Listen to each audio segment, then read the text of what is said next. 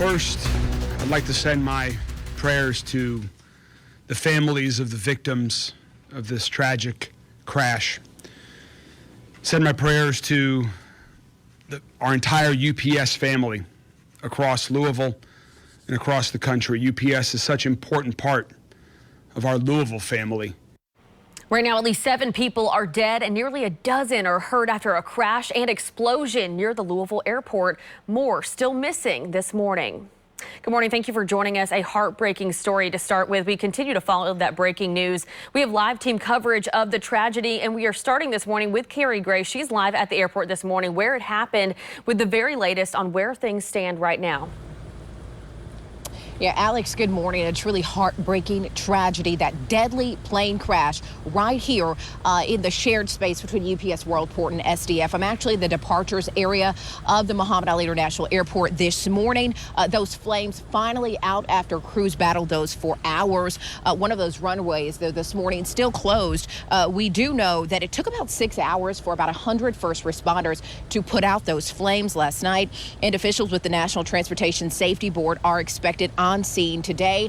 Again, we know at least 7 people are confirmed dead. There are more still missing. There are several in the hospital, some in critical condition recovering this morning. That shelter in place also for a mile around the airport, that is still in effect at this hour.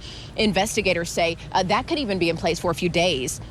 So this all happened around 5:15 Tuesday. The plane, a UPS cargo plane, MD-11, with a crew of 3 on board, was taking off en route to Honolulu when that crash and explosion happened.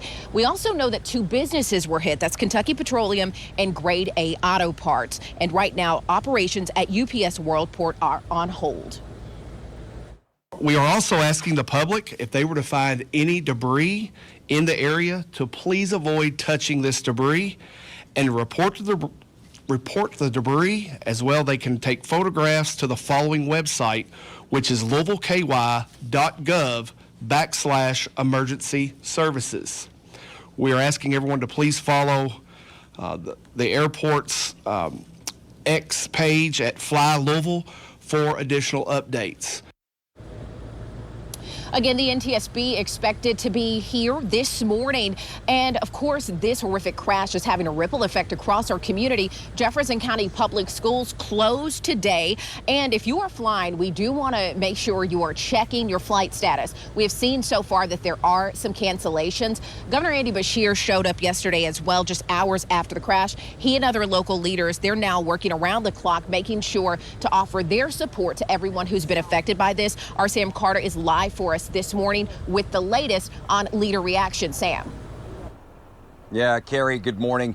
Those images you showed are going to be with many of us for a very, very long time. And now that the flames are out and we're a little bit less than 12 hours out from that horrific tragedy, local leaders were on the ground hours after organizing recovery efforts. Mayor Greenberg was out of town at the time of the crash, but city leaders did come together to relay a message from the mayor praying for the families of those killed and those affected by this disaster. Other officials like Jody Myman, executive director of the Louisville Emergency Services, he outlined the current emergency response, breaking it down into 3 phases. The first, life safety; the second, incident stabilization; and the third, property conservation. Now, he did stress his department was still in that first life safety phase. Now, hours after that crash, Governor Beshear was on the ground, and he had this message for Kentucky. We've always banded together. We will again. Let's make sure before anything else, we put the families of those that are lost, the families of those that we're worried about first. They deserve it. Let's make sure we pray for them and we support them with everything we have. Thank you, Kentucky. And now that we are moving on with this search and investigation, we are expecting to hear from Mayor Greenberg later this morning. Sam Carter, WLKY News. Sam, thank you. Yeah, when we spoke to Mayor Greenberg around 11 o'clock last night, he was actually heading to the Family Reunification Center. That's where our Shaquille Lord is live. We're going to check in with him in just a bit. But first, we want to go ahead and check in with Blakely McHugh. Blakely is inside the airport. And Blakely, we know several flights, all flights actually, were canceled last night. Yeah, all flights were canceled last night. A lot of them rescheduled for today. A lot of the flights that we're seeing today, though, are either canceled or also rescheduled to later in the day. I should specify, at least for right now, that's for all of the flights that are before taking off before 7 o'clock this morning. We haven't seen an update for the later ones. The important part here is if you do have a flight taking off today, to make sure you're monitoring it and checking it. Now, as of last night with those canceled flights, a lot of people stayed at the airport overnight. Steve was one of them. You were here when the flight crashed. You've been here all night. Can you just tell us what your experience has been?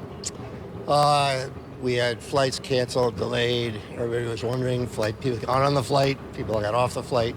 So it was a pretty difficult time, but everybody understood. It was different. I've flown a lot, and people were very sensitive to it. And they realized people had died in the UPS flight because there's no way somebody didn't die. And you could see the smoke billowing just filled the air. So. And you were able to see that while you were here? Yeah, we watched it right out the windows. Wow.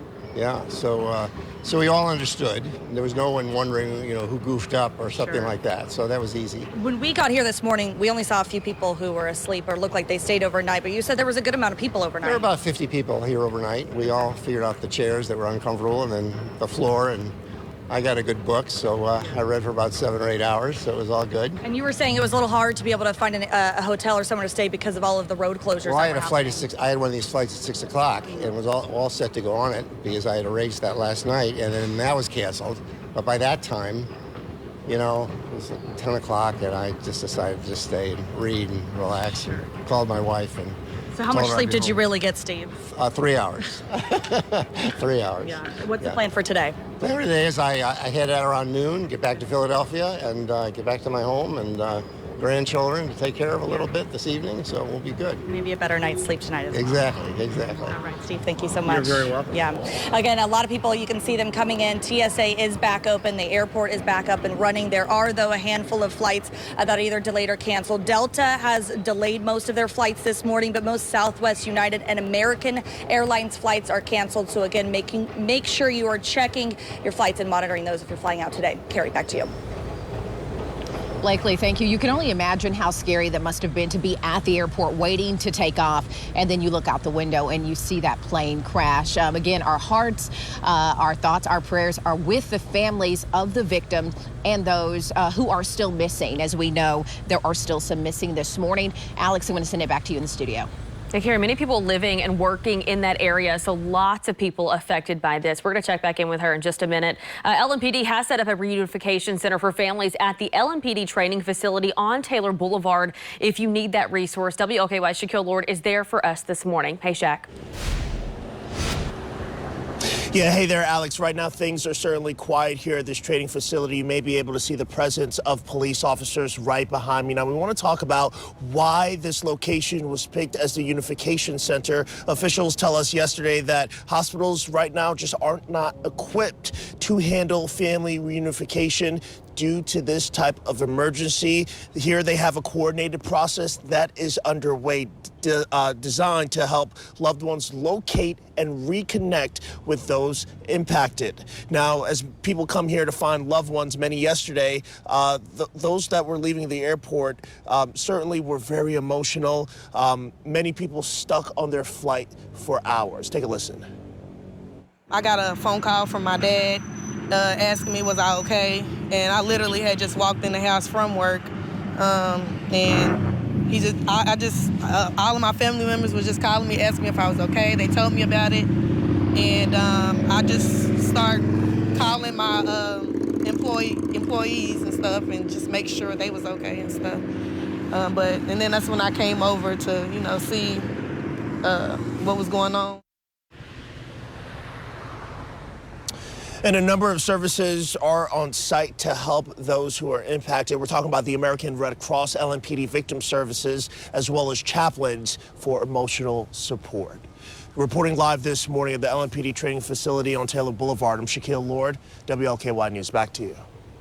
Shaq, thank you. We do want to remind you we have all this coverage and more online. You can get the latest information, listen to air traffic control recordings, and look at the flight path for that plane. You can find it all on WLKY.com and our mobile app. We will continue to follow the deadly UPS crash throughout the morning. We know it's impacting so many people, those who know people who lost their lives and who were hurt, and those who live and work in that area. It really covered such a big area. It took a while to try to get a grasp when we were seeing the images come in of just how large, the accident area was and how big of a response that was also out there. And so we also keep in mind, too, JCPS is off today because of the concerns around that area. So